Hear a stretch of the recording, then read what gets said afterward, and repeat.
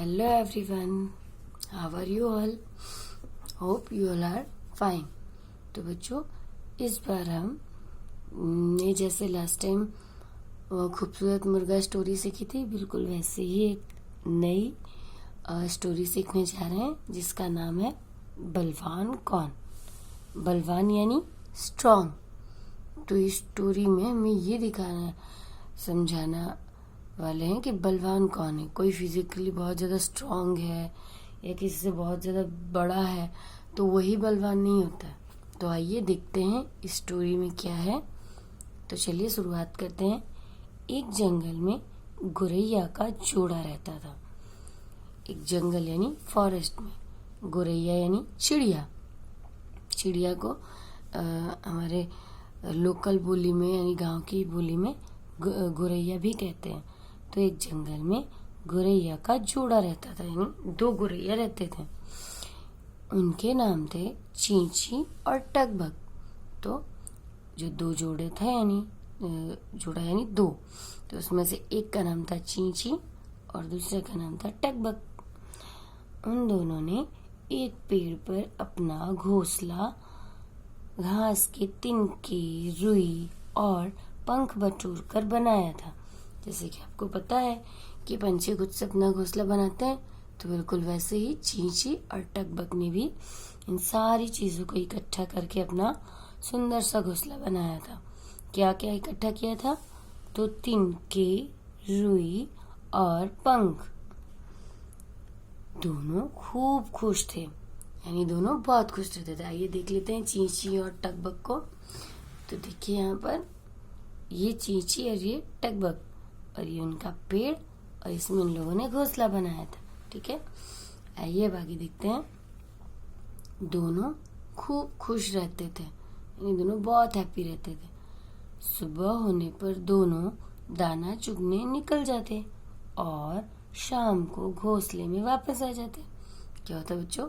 सुबह होती तो दोनों दाना चुगने के लिए बाहर अपना निकल जाते थे और शाम को जैसे ही शाम होती तो घर अपने घोंसले में वापस आ जाते। राइट। अब देखिए क्या होता है आगे।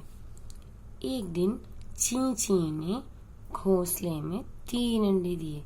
चींची ने क्या दिया घोंसले में? 3 अंडे दिए। चींची और टकबक की खुशी का ठिकाना न रहा। ठीक है, यानी अब उनके यहाँ भी 3 नए मेहमान आने वाले थे, तो इस बात से वो बहुत ज्यादा खुश थे। तो चींची और टकबक की खुशी का ठिकाना न रहा। क्यों? क्योंकि चींची ने घोंसले में 3 अंडे दिए थे।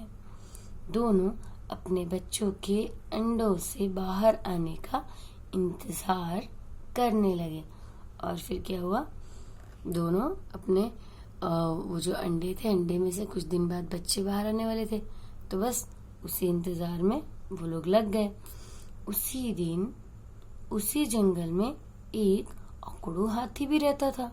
अकड़ू यानी बच्चों जिसका मतलब में स्वभाव थोड़ा अच्छा नहीं होता, हमेशा अपने आप को ही सबसे ज्यादा होशियार और सबसे ज्यादा अच्छा समझता है, वैसे अकड़ू टाइप के लोग होते हैं ना वैसे।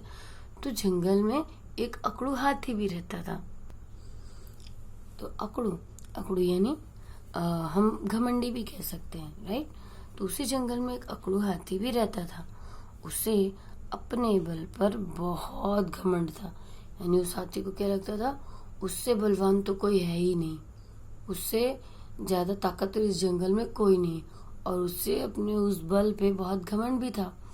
सभी पशु पक्षियों को तंग करने में उसे बहुत मजा आता था, यानी जंगल के जो भी पशु पक्षियां होते थे उन्हें तंग करने में यानी परेशान करने में उसे बहुत अच्छा लगता था। एक दिन अकड़ू उसी पेड़ के नीचे आ गया जिस पर चींची और टकबक का घोंसला था। एक दिन क्या हुआ, वो जो अकड़ू हाथी था ना, वो कहाँ पहुंचा? टकबक और चींची का जो घोंसला था उस पेड़ के पास। उसने अपनी सूंड से पेड़ को जोर से हिलाया, जिससे पेड़ पर रखा चींची का घोंसला नीचे गिर गया। उसने क्या किया? आया और अपनी सूंड से पेड़ को पकड़कर जोर जोर से हिलाने लगा। तो उसके अंदर बहुत ज्यादा ताकत थी, तो उसने पेड़ को सूंड से हिला दिया। तो उससे क्या हुआ कि पेड़ पर जो चींची और टकबक ने जो घोंसला बनाया था ना, वो घोंसला उनका नीचे गिर गया और उसके अंडे टूट गए। और वो पेड़ हिलने की वजह से उनका घोंसला भी नीचे गिर गया और घोंसले में थे अंडे, वो भी टूट गए। अपने टूटे अंडों को देखकर चींची और टकबक बहुत दुखी हुए, क्योंकि चींची और टकबक तो बहुत खुश थे कि कुछ दिन में उनके यहाँ उनके 3 नए बच्चे आने वाले हैं। लेकिन उस अकड़ू हाथी ने पेड़ को हिलाया। अब देख सकते हैं यहाँ पर, देखिए उसने किस तरह से पेड़ को हिलाया, और इस तरह से पेड़ को हिलाने से देखिए पेड़ कैसा हो गया। तो यहाँ पर तो घोंसला बना होगा तो वो गिर ही जाएगा ना, तो और घोंसला गिर गया और अंडे टूट गए, जिसे देखकर चींची और टकबक बहुत दुखी हुए। चींची चिड़िया जोर जोर से रोने लगी। अब चींची ऑब्वियसली उसके बच्चे अब नहीं रहे तो उसे तो दुख होगा, तो वो रोने लगी। टकबक ने कहा, हमें इस हाथी को सबक सिखाना। टकबक ने क्या कहा कि हमें इस हाथी को सबक सिखाना ही पड़ेगा। सबक सिखाना यानी पाठ पढ़ाना, उसे कुछ ना कुछ तो ऐसी पनिशमेंट देनी ही पड़ेगी, ताकि ये जो इसकी अकड़ है, ये जो इसका घमंड है, ये जो लोगों को परेशान करने की इसकी आदत है, ये ठीक हो जाए और ये भी समझ सके कि इसकी इस आदत की वजह से लोगों को कितनी परेशानी हो सकती है। तभी टकबक को एक उपाय सूझा, यानी एक उसके मन में एक आइडिया आया। वह तुरंत अपनी मित्र चींटी के पास गया। टकबक ने क्या किया, उसके मन में एक आइडिया आया कि कुछ तो करना पड़ेगा इस अकड़ू हाथी का, वरना ये दिन ब दिन इसकी ये जो प्रॉब्लम करने की आदत है, लोगों को परेशान करने की आदत है, ये बढ़ती ही जाएगी। तो वो क्या किया उसने, वो तुरंत ही अपने मित्र चींटी के पास गया। दोनों ने मिलकर एक योजना बनाई। योजना यानी एक प्लान बनाया, कुछ एक प्लानिंग किया कि क्या करना है। उधर हाथी पेड़ के नीचे आराम कर रहा था, यानी पेड़ को हिलाकर और टकबक और चींची का घोंसला तोड़कर उनके बच्चों को नुकसान पहुंचाकर वो आराम कर रहा था। कुछ ही देर में उसे नींद आ गई, यानी वो जहाँ पर आराम कर रहा था तो उसे वहां पर नींद आ गई। चींटी चुपके से हाथी की सूंड में घुस गई। क्या हुआ बच्चों, चींटी जो किसकी दोस्त थी, तो टकबक की, तो वो चुपचाप हाथी की सूंड में घुस गई। उसने हाथी की सूंड में जोर से काटा, और क्या किया, चींटी ने उसके सूंड में घुसकर उसे जोर से काटा। दर्द से हाथी दर्द से तड़प उठा, और चींटी के काटते ही हाथी दर्द से क्या हुआ, तड़पने लगा, वो छटपटाने लगा, उसे बहुत ज्यादा पेन होने लगा। वह इधर उधर उछलने लगा, पर किसी भी तरह दर्द कम नहीं हुआ। ओके बच्चों, तो आज की स्टोरी में बस इतना ही। अब आइए आगे हम वर्ड मीनिंग्स देखते हैं। तो बच्चों पहले हम श्रुत लेखन के शब्द पढ़ लेते हैं। मैं पढ़ूंगी, आपको भी मेरे बाद दोहराना है, ठीक है। गौरैया, गौरैया। इंतजार,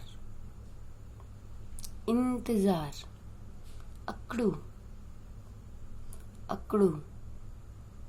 मित्र, मित्र यानी दोस्त। अकड़ू यानी जैसे कि मैंने आपको बताया घमंडी, और हाँ इंतजार यानी वेट, यानी राह देखना। गौरैया यानी चिड़िया। सूंड यानी हाथी की सूंड, आपको पता ही है। दर्द, पेन यानी तड़पता, यानी दर्द की वजह से जैसे इंसान को जो उसकी हालत हो जाती तो उसे कहते हैं तड़पता। उसके बाद क्षमा, शक्ति, घमंड। ओके बच्चों, आइए अब हम नए शब्द देखते हैं। तो तंग करना, तंग करना यानी परेशान करना। फिर बटोर कर, बटोर कर यानी इकट्ठे कर। सबक, सबक यानी पाठ। फिर उसके बाद है अकड़ू। अकड़ू यानी घमंडी, जैसा कि मैंने आपको बताया था। मजा, मजा यानी आनंद। विशालकाय, विशालकाय यानी बड़े आकार वाला, बहुत बड़ा होता है जिसका शरीर या बहुत ज्यादा ह्यूज होता है, तो उसे हिंदी में कहते हैं विशालकाय।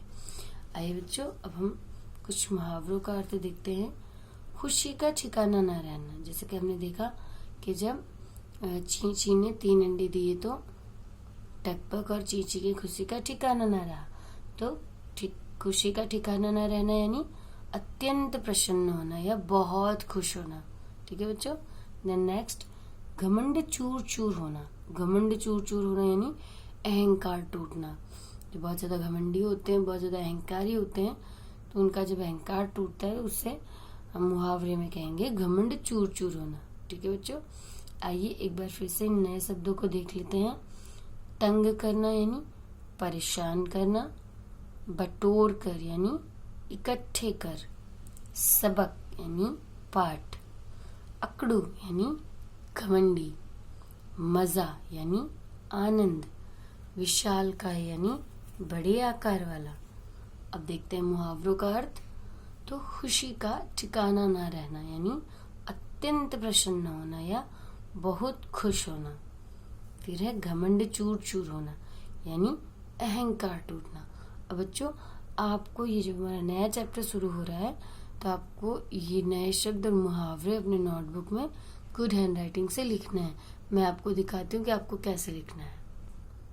तो बच्चों, आपको इस तरह से यहाँ पर नहीं, लेकिन आपको जो यहाँ पर मेन हमारा होता है, यहाँ पर हेडिंग लगाना है बलवान कौन, चैप्टर का नंबर देना है 4, फिर आपको यहाँ पर डेट लगानी है गुड हैंडराइटिंग के साथ, और फिर उसके बाद इस तरह से आपको नए शब्द ऐसा हेडिंग देकर, फिर यहाँ पर जितने भी हमने नए वर्ड सीखे हैं वो आपको गुड हैंडराइटिंग के साथ वर्ड और उनकी मीनिंग बोल बोल कर लिखना है। ओके बच्चों, आप यहाँ पर देख सकते हैं कि जो अभी हमने पढ़ा है, तंग करना यानी परेशान करना, बटोर कर यानी इकट्ठे कर, सबक यानी पाठ, अकड़ू यानी घमंडी, मजा यानी आनंद, विशालकाय यानी बड़े आकार वाला। फिर मुहावरे जो भी हमने सीखे कि खुशी का ठिकाना न रहना यानी अत्यंत प्रसन्न होना, फिर घमंड चूर चूर होना यानी अहंकार टूटना। तो बच्चों, आपको इतना ये गुड हैंडराइटिंग के साथ अपने नोटबुक में लिखना है। ओके बच्चों, तो अब आगे के पार्ट में हम देखते हैं कि उस अकड़ू हाथी के साथ क्या होता है। ओके बच्चों, तो आज के लिए बस इतना ही। Thank you very much.